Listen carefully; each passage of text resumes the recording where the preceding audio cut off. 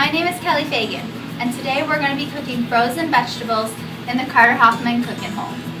The first thing we're going to do is put wire shells into our oven.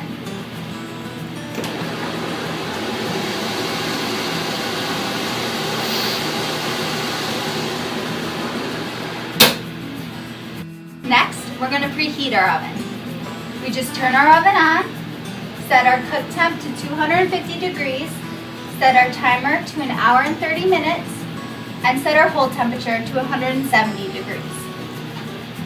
Now while that's heating up, we're just going to add our vegetables to the pans. Now that our oven's preheated, we just load our pans into the oven.